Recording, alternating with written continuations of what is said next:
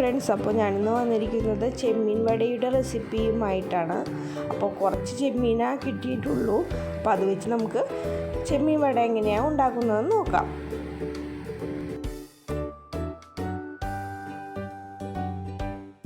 വേണ്ടിയിട്ട് ചെമ്മീൻ നന്നായിട്ട് ക്ലീൻ ചെയ്തെടുത്തിട്ടുണ്ട്.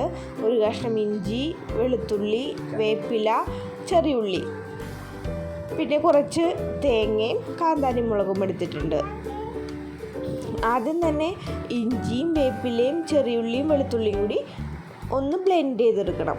ഇത് നന്നായിട്ട് അരഞ്ഞങ്ങോട്ട് പോകരുത്, ഒന്ന് ചെറുതായിട്ട് ഇങ്ങനെ ചതച്ചതുപോലെ എടുത്താൽ മതി. അതിനുശേഷം നമുക്ക് ഉപ്പും തേങ്ങയും കാന്താരി മുളകും കൂടെ കുറച്ച് കുരുമുളകും ഇട്ട് കൊടുക്കാം. ഇതും അതുപോലെ തന്നെ ബ്ലെൻഡ് ചെയ്തെടുക്കാം.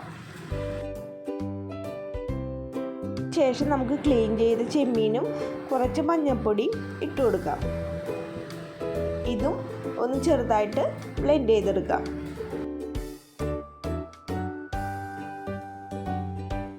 എന്നിട്ട് നമുക്ക് ഈ മിക്സ് ഒരു പാത്രത്തിലേക്ക് മാറ്റി വയ്ക്കാം കേട്ടോ.